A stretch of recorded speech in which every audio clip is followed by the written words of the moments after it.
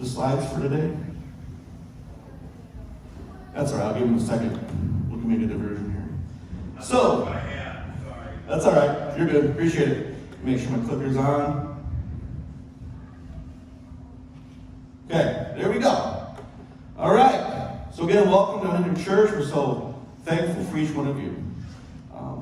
And you guys know this, but God so loves you. This kind of a theme this morning, and it was part of the message as well. You are so loved. John 3:16, that says that God so loved you that he sent his one and only son. He sent him to teach us. He sent him to have a relationship with us. He sent Jesus to love us and ultimately to be our sacrifice. And as we kick off this season of Christmas, this is where it all begins. This is when God so loved the world that he sent. He sent. He didn't have to. That's the thing we may not have in perspective with Christmas sometimes is he didn't have to do this. He could have let go. We're a mess. I feel like that sometimes with things in my life. It's such a disaster. It would take so much work for me to make this right. I'm just going to let it go.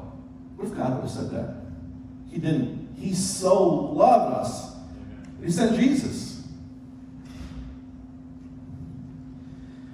If we can't find joy in that, in this moment, if we can't find some excitement, like, I'm part of this. I'm part of the world that God so loved that he sent his son for. If I can't find joy in that in this season, in Christmas season, I might be a Grinch.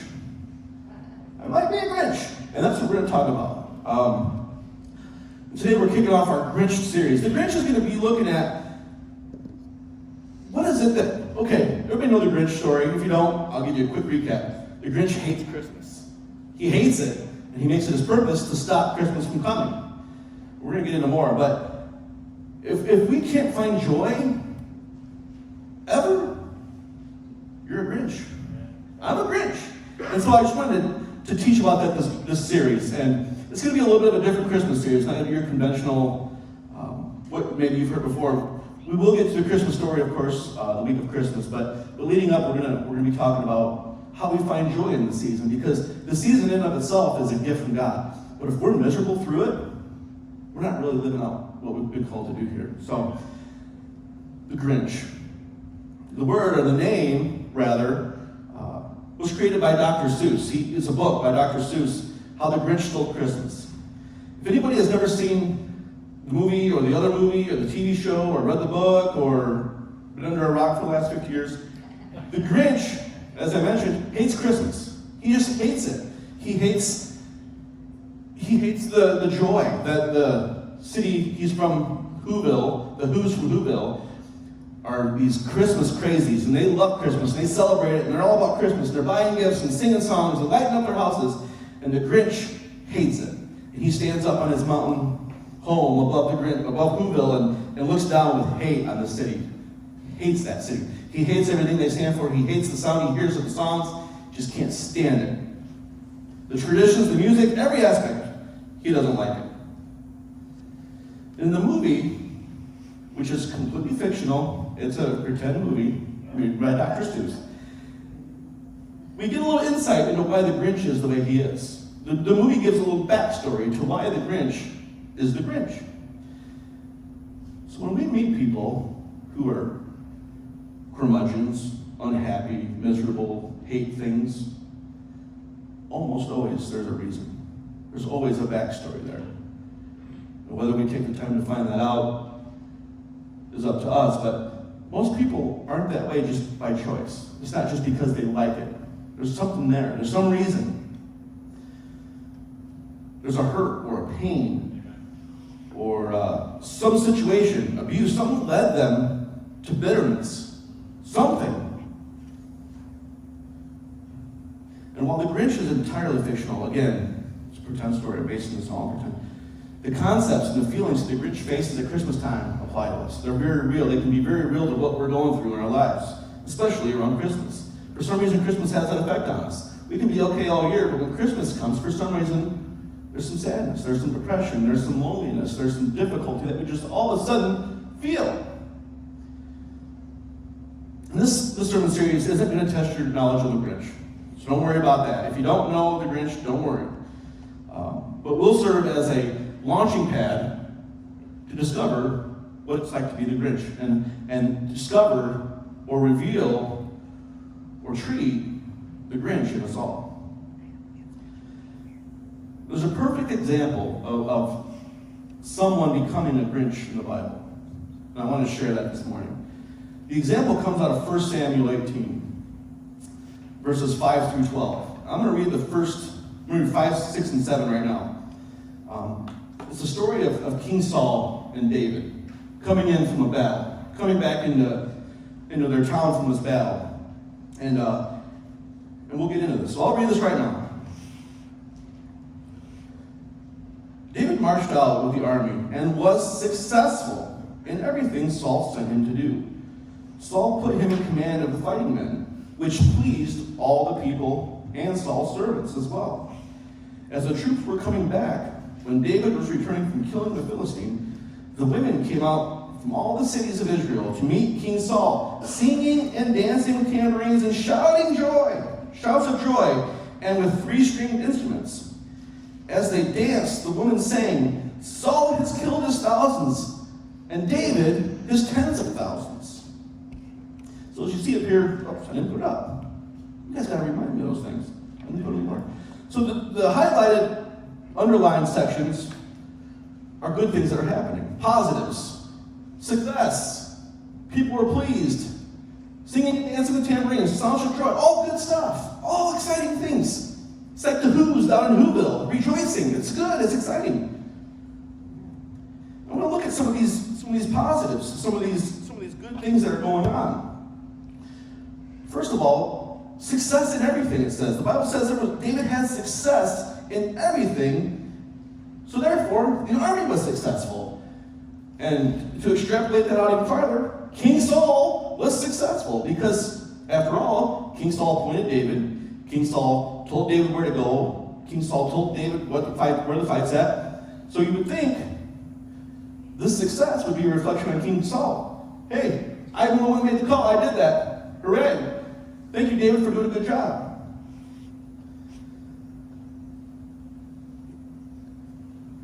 And here's an interesting, David knew how to be a blessing to somebody. Amen. He knew how to do it. He served his boss well. David didn't have contempt for his boss. He didn't try to sabotage things. David went out and worked hard and performed well for the King Saul. He wanted to serve him well. He didn't try to undercut him. He didn't try to take authority away from him. He worked hard. God is never, and this is just a side note, God is never calling me or you or any of us to set somebody else up for failure. Even if they've done us wrong. God will never ask us to deceive or lie or manipulate a situation. Even if it's right. Or if things seem right in our minds. God does call us, however, to work hard. And work as though we're doing it for Him in everything. Michelle can relate with this because we clean toilets almost every single day. And she has to do other stuff. But she does it as unto the Lord. Maybe she doesn't even know she's doing it that way, but Colossians 3:23 says, whatever you do, do it from the heart, as something done for the Lord and not for people. When we can work with that in mind, we can glorify God through everything we do. We can bring success to our bosses, to our coworkers, to everybody that's around us. Even if our boss is a jerk. Even if we feel like the work is beneath us. Even if no one notices or appreciates what we've done. And this is what David did. And it should have brought joy and pleasure and happiness to King Saul. What else happened? Some of the other positives is all were pleased. It says that the people and Saul's servants were all pleased because David was the boss. They were pleased. All the people were pleased. David led the army in a way that pleased people. But you know what? David wasn't a people pleaser. He wasn't a yes man. He wasn't a everything goes type of guy. He was a man after God's own heart. And the reason people followed David is because they could tell. The Bible says that when the godly are in power, the people rejoice. When David was in power, when David was in charge, the people rejoiced. He was fun to follow. He was a pleasure to follow. It pleased them. Saul made a wise decision to put David in charge. You would think that Saul's reaction to this would have been, yay me, I did a good job by putting David in charge. But it didn't come out that way for Saul. He didn't have a feeling of satisfaction or a good feeling through this, even though it was well received. It didn't feel good to King Saul. What's up? What else? There was singing and dancing, and tambourines and shouts of joy and 3 string instruments. And it was a party in the street. The women came out and they were rejoicing and partying. What a pure expression of joy. These women were just out there with thanksgiving and gratitude for Saul and his army. It says in the text, they were up there to welcome Saul and his army. The women were pouring out their gifts and their talents and everything they could do. They were pouring it out to thank the army and King Saul for what they have done. When people are in the streets singing about what you've done, you're popular. And David quickly became popular. He became unexpectedly popular, quick. But David didn't let that go to his head. The song they were singing was the number 1 song in Israel at the time. Hooray, King Saul, and look at David. Look what he did. That had to be the number 1 song in Israel at the time. We don't have charts to prove that, but I'm pretty sure it must have been. Hooray for the king, and hooray for our new commander, the young gun. Everybody loves him. The men want to be like him. The women want to know him. David, greatest guy we've got. We love him. He's awesome. David killed his tens of thousands, and Saul killed his thousands. And that is what got Saul upset. David was credited with tens of thousands, and Saul was only credited with thousands. The joy and adoration of the country being poured out on Saul and his army didn't affect Saul in a positive way. He got mad about it. In all 3 of these examples, success, all were pleased, and the rejoicing,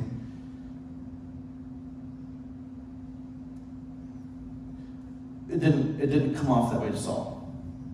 Even though it was all good stuff. We're winning, it's great, everything's working out. One can hardly justify being anything but happy in light of these things, right? Hardly can justify any feeling besides at least content. You might not rejoice, but at least we did it. Israel has occurred a massive victory. The people are rejoicing. Saul found himself a great general for his army in David, who is humble and righteous, and he has a heart focused on God. But yet, he's not happy. And just like at Christmas for us, the birth of our Savior, we have every reason to rejoice, every reason to be excited, every reason to be happy, or at least content. Sometimes we still find ourselves unhappy. So let's continue with 1 Samuel verses 8 through 12. It says, Saul was furious and resented this song. They credited tens of thousands to David, he complained, but only credited me with thousands. What more can he have but the kingdom? So Saul watched David jealously from that day forward. The next day, an evil spirit was sent from God and powerfully came on Saul, and he began to rave inside the palace. David was playing his lyre as usual, and Saul was holding his spear, and he threw it, thinking, I'll pin David to the wall. But David got away from him twice. Saul was afraid of David, because the Lord was with David and had left Saul. Okay, so the green underlined sections are Saul's reaction to these positive things. We just talked about all the positive stuff, the success, the rejoicing, everybody was pleased. Now this is Saul's reaction to those good things. His first response was furious and resentment. He was angry and he resented it. They're giving him David credit for the tens of thousands, only giving me credit for thousands. He was angry. He was angry that the women were singing that David did more than he did. The king feels like he should have been the one receiving the glory, all of it, not David. These 2 first qualities lead us to becoming Grinchy. When we have resentment and fury, anger and resentment. We hold those things in. That's when we can start to become a Grinch. If we let anger hang around too long, we're going to be in trouble. We all get angry, right? Every one of us, we have moments of we get angry, we get upset. Absolutely, it's a natural thing, and it's not a bad thing if we handle it correctly. So we get angry, then what? Do we lean into God and submit it to Him and ask for forgiveness and move on? Do we maybe stew on it for a few hours, repent, and move on? Or does anger become a building block in our spirit? Does anger become an emotional building block that we put in our being, who we are? Part of me is anger. I'm building on this anger because I was done wrong. I was treated wrong. If we do that, if we build our spirit, if we build our hearts around this anger, you can guarantee resentment's close behind. Amen. Resentment's coming. If we're holding on to anger, resentment is right behind it. Anger can serve us well if we allow it, but it can also tear us down. Just can't let it stay for long, folks. Church, anger comes, we deal with it, we submit to God, we repent of anything we've done wrong, and we go. We have to do that. We can't hold it. We can't keep it. If it stays long enough to usher in resentment, you know it's been there too long. Resentment is bitterness. When we're resentful of people, when we're resentful of situations, we're resentful of what's going on, bitterness. Bitterness forms. And if this root of bitterness has a chance to grab hold, to get its claws in us, hate will be right behind it. Sounds like we're building a Star Wars thing here. But hate's coming. Anger to resentment. Resentment to bitterness. And bitterness leads to hate. It's a process. It's a timeless scheme of the enemy. The enemy knows this is the devil's tradition at Christmas. Get people angry. Get them resentful of each other. Get them bitter. And then I can really separate them. You know what this does? When the enemy gets on us like this, and we get to the point of hate, he's separating us. He's putting walls between us. This is the devil's perfect plan to ruin families, to destroy lives, to sever families and churches. Make us all grinchy. Make us all unhappy. So step one to becoming the Grinch, hold on to anger and build resentment in our hearts. Hold on to it tight if you want to be a Grinch. Hold on to it tight, let that resentment come. That's the first step to becoming the Grinch. This is supposed to be a little bit condescending, so I hope I'm not really encouraging anybody to become the Grinch. This is... I just want to talk about anger real quick because it's something we all deal with, but we never make our best decisions angry. Never, ever. And when we're angry is when that little flame in our mouth shows up. Every time, for me. When I'm angry and I say something, guaranteed it's not going to be the right thing I should have said. It's going to be something that hurts somebody. James 3:2 says, the man who controls his tongue is mature in all things. Controlling your tongue, even when you're angry, is hard. But once that baby's out, once that word is out, it ain't boomerang. It's not coming back. It's out. It's just like a wrecking ball. And so we got to be very conscious of anger and reacting in anger. You know, that's something that I'm learning slowly. Is to not react in anger, not react in my emotion of upset or whatever I'm feeling. To give time to sleep on things. The old saying, let's sleep on it, let's see what happens in the morning. There's something there. The longer I've been married, the more it's come true. Let that baby sit for the night, and let's revisit this in the morning. There's wisdom in that. All right. Saul's second response says he complained. He got angry, and he resented the singers, and he complained. The most basic reaction when we're angry and we're resentful is to complain. To ourselves first. I've got it really bad. This is unfair. I deserve better than this. And then second, to others. Have you seen how bad I have it? Let me tell you what this person did to me. have you heard about what this person did?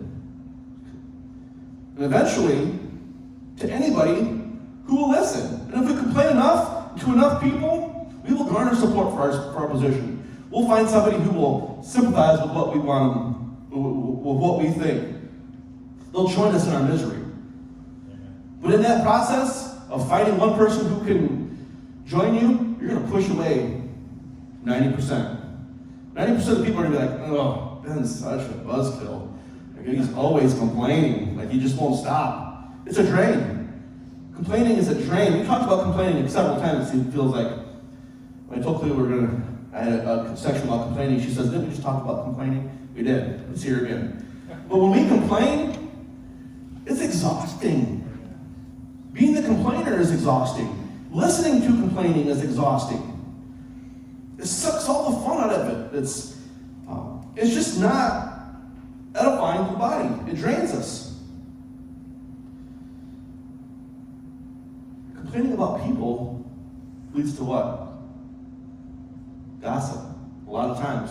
Because we'll have to exaggerate a truth to garner some support. So this little thing I did wrong, no, it's a little bit worse than it was. And now it's a lot worse. And now you maybe have to make up lies to keep building support around for what you think or what you feel. And in the process, you become a gossiper, a slanderer, or a liar. All because of your complaining. Here's the truth. When we complain, we're excusing ourselves from our own responsibilities. I'm not responsible for this. You did it. It's your fault. Gets ourselves off the hook, and we don't ever grow through what we're going through. We put the responsibility on somebody else. When we give our responsibility for happiness to somebody else, we're never happy. We're always lacking. We're never quite there because I'm counting on somebody else to make me happy. I'm counting on another person to perform well enough that I can be happy. We'll never be happy. Never ever will we be happy. It just won't. So what about venting? We've talked about this too. What about just venting to somebody? Like, gosh, I've had a rough day and blah, blah, blah, and I need to vent. Venting is good. Venting is a healthy thing to do.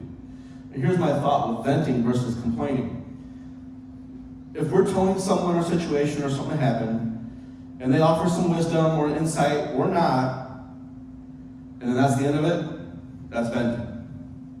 If we're telling somebody about a situation or person or something happened, and we're waiting for support, we're trying to raise support for what we think, feel, or want, and we keep telling different people until we get the response we're looking for, that's complaining. That's my opinion. Okay, so the second step of how to become the Grinch, be a complainer. First step, hold on to anger and bitterness and resentment. And second, be a complainer. Saul's third reaction or response. Saul said, what more can he have but the kingdom? Well, Saul didn't know, but God had already given the kingdom to David. He didn't know that. So Saul, in his own mind, is exaggerating things. He's building up this big problem in his mind that wasn't there. There wasn't a problem at that time, was there? But Saul created it in his mind. He exaggerated some truth. His thoughts got running wild on him. He had a pity party. He felt sorry for himself. It happens to us.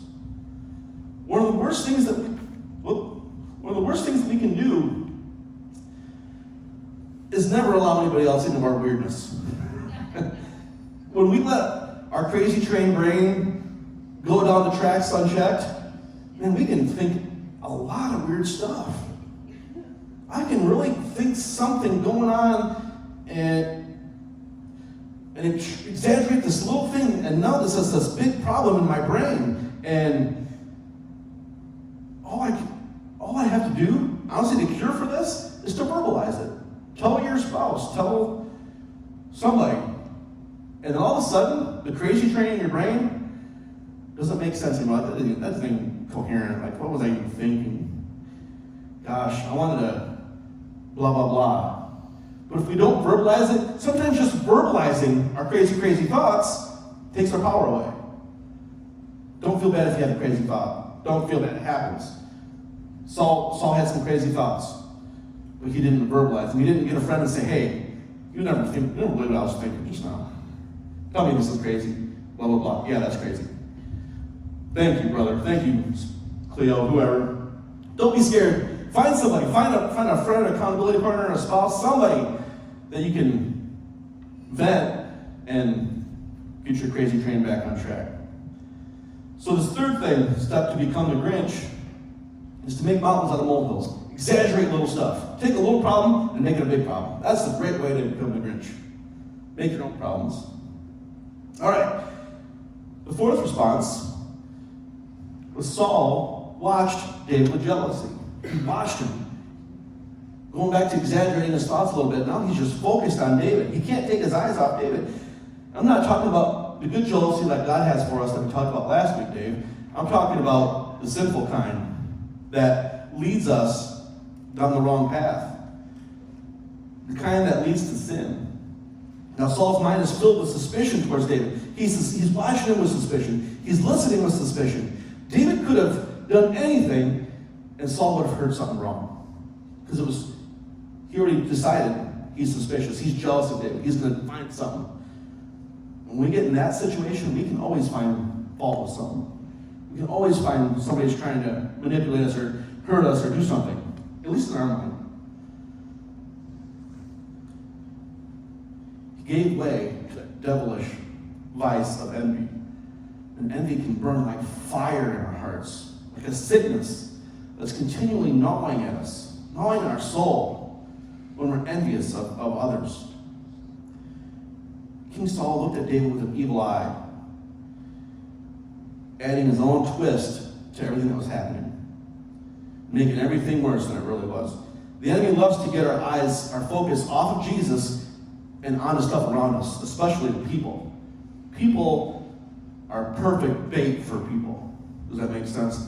When we get our eyes on what people are doing, when we're watching what people are doing, when we're jealous of someone, the enemy loves that because we're not focused on Jesus anymore. We're not thinking about our relationship with the Lord anymore. We're focused on jealousy and what's going on. And the bait of comparison, watching others having success and joy, makes our heart burn, jealous, hurtful.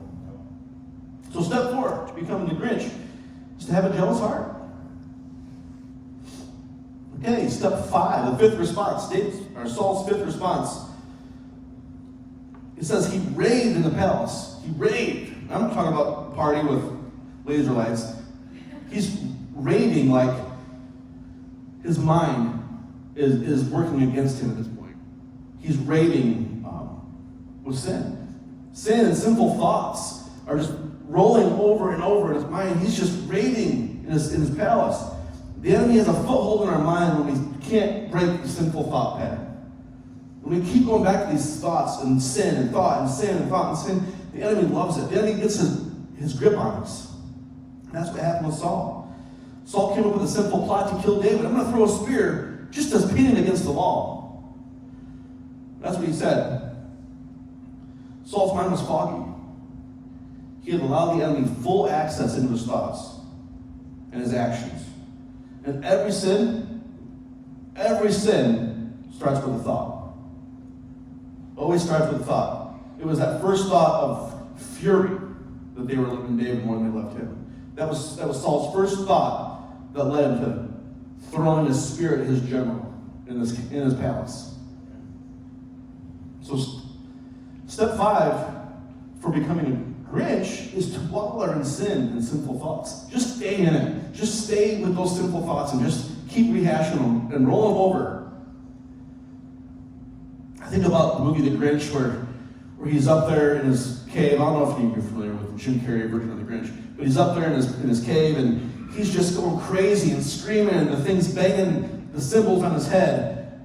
Like, that's what I see King Saul, like raving in his palace, just irrational. So the sixth response, Saul's sixth response, and this is the last response, and this is the most telling, is Saul was afraid. Amen. After everything happened, he was left with fear. The final straw. Fear is what we're left with when we travel down this road. When we travel down this Grinch road of unhappiness and never being content and whatever we're doing, the final straw is just fear. We're just stuck. The Bible warns us over and over and over, do not fear. Hundreds of times in God's word it says, do not fear, do not be afraid. Fear not. Fear is home field for the enemy. That's where he wants us. Once we're there, he's got home field advantage. We're set up. When we're just so petrified by fear, we can't walk in faith, we can't take a step in faith, we can't glorify God. We're just stuck. First thing that Jesus told his disciples after the resurrection, remember Jesus resurrected, and the disciples had to lock themselves in the upper room. They locked the door because they were scared. They were scared for their lives. But it says that Jesus showed up in the upper room, and the first thing he said is, peace, brothers. Right. Peace be with you. We can't be the church. We can't be disciples of Jesus Christ if we're stuck in fear, locked in the upper room. We can't. Does that mean we can't ever have a long time? No. It means we can't let fear stop us from witnessing, from talking to people, from being disappointed, from being hurt. We're going to get hurt. We're going to get disappointed. We're going to have people reject us. It's going to happen. If we're being the church, if we're out telling people about Jesus, if we're out living it, we're going to get rejected. Yeah. But that doesn't mean we stop. It doesn't mean we live in fear. It doesn't mean we lock the door and turn off the lights. We can't. Jesus says, peace, brothers. What are you guys doing? I spent 3 years teaching you, and here you are locked in the room. You just see Jesus pulling the shades, like, get this thing opened up. What are we doing here? That was my own version. That wasn't. Living in fear stops every other function in our lives. Every other thing that we're trying to do, fear stops it. We've been watching, Cleo and I have been on a Star Wars binge lately. We've started with episode 1. Anyway, she makes comments, the Jedis are never scared. I said, no, the Jedis aren't scared. They've got the Force. Why would they be scared?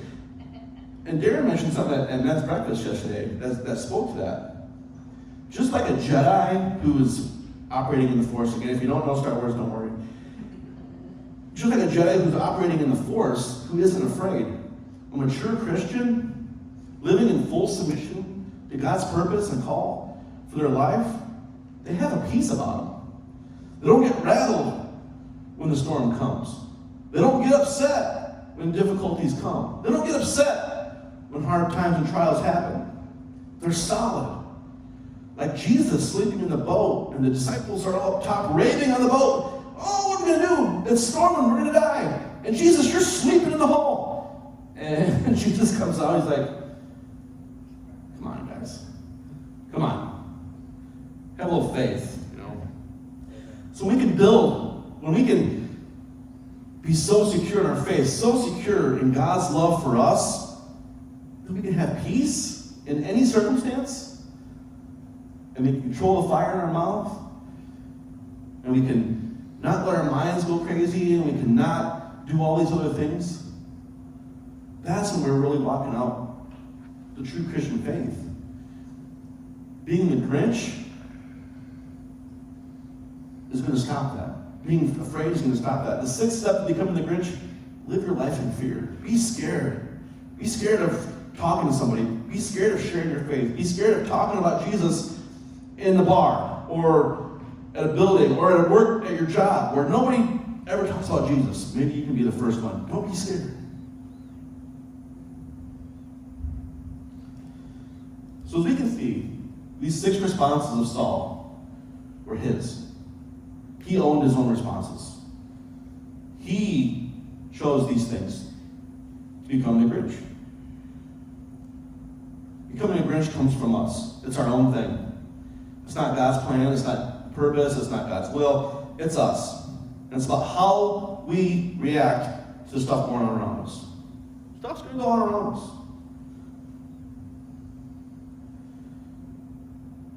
It's how we react. Do we react? Do we get angry? Do we have resentment? Are we complaining? Are we exaggerating things to make it fit our narrative? Are we jealous of people? Are we wallowing in sin and sinful thought?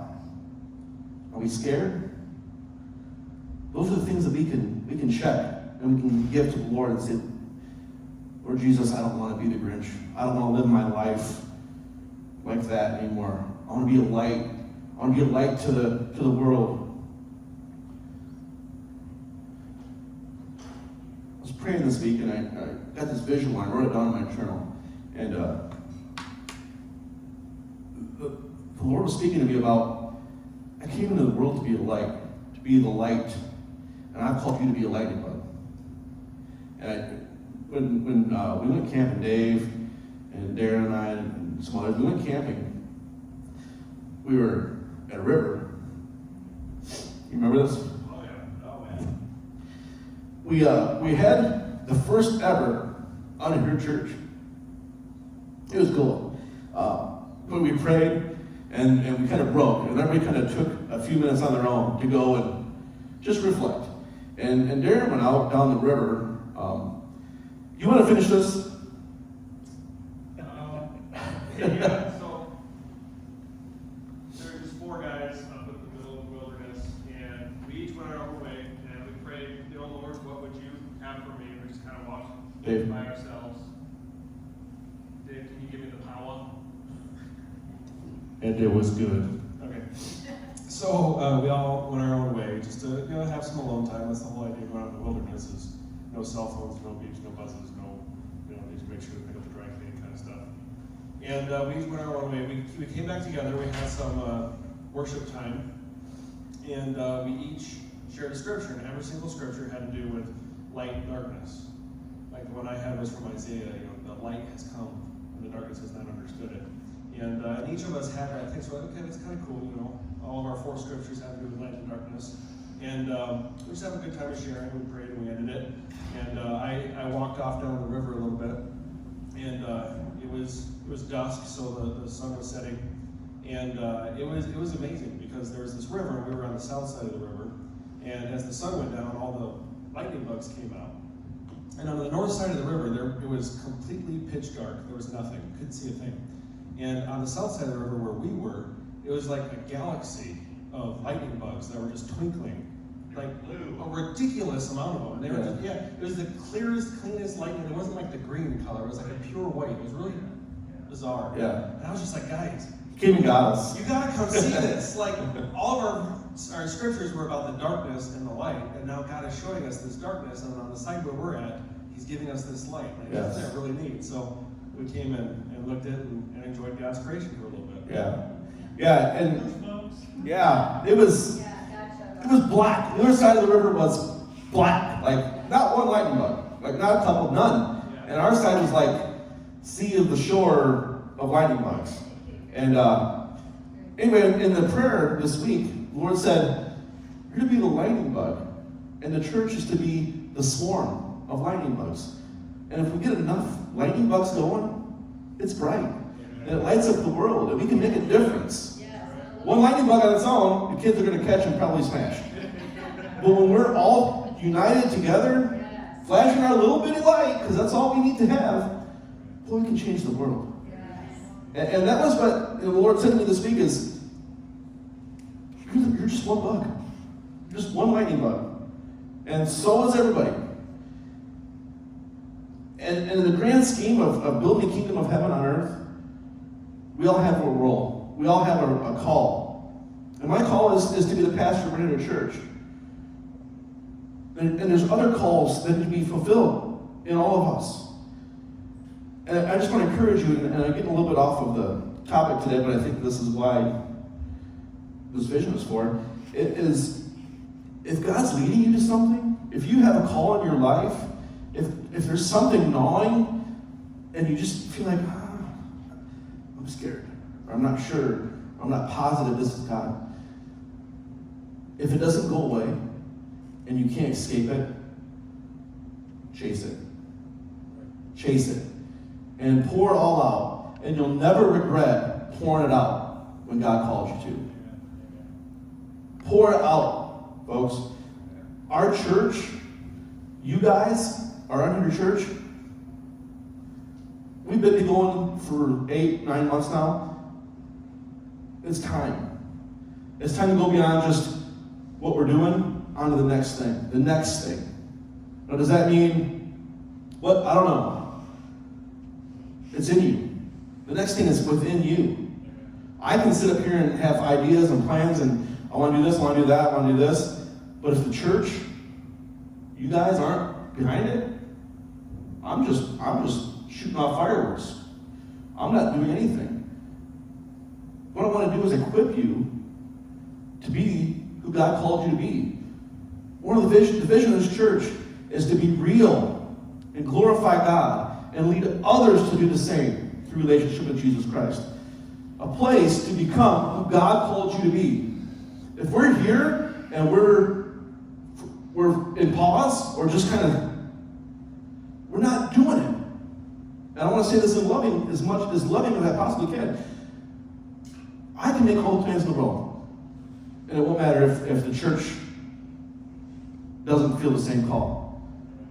So let's take this next step as Unhindered Church. Let's build the kingdom of heaven here in St. Joseph County. God's calling you to something. And I can see it in some of you guys, and I've talked to a few, but chances are you know what God's calling you to, or you've got a feeling of where God's leading. Don't ignore it. Chase it. Follow it. I'll give you every encouragement, help, anything I can do to help you reach that. I will do everything I can. That's my role as pastor, is to equip, build up, and send you guys out to do what you're called to do. Amen? All right, let's get this big idea applied and get back on track here. Allow the joy and the blessings of others around us to inspire us, to encourage us, and to build us up, and not make us bitter. I want you to succeed. When you succeed, I succeed. Even if it's at work, with your family, whatever. I find joy if you have joy. When you hurt, I hurt. Brother, sister, Lori, and Perry, I hurt, they hurt. I rejoice, they can rejoice. But we need that with each other. We need it. Don't get bitter because somebody else is blessed. Don't get bitter because somebody else just has it going. It seems like everything they touch turns to gold. And you can't even toast without burning it. Don't get bitter. Embrace it. Go rub elbows. Diatribo. That's in the Bible when Jesus just diatriboed with his disciples. He just rubbed elbows with his disciples. He was just around the disciples. And he rubbed off on them. Diatribo. Rubbing off on each other. That's what I'm going to do here as the church. We're going to rub off. Share what we're doing. Be the church. Not just 100 different, or just a bunch of different people going home and doing your thing and coming here and sharing on Sundays. Be the church. Share life together. Rejoice with each other. Amen? All right. Amen. Let's talk about this. Brandon's got the mic. Anybody got anything they want to add, share, take away?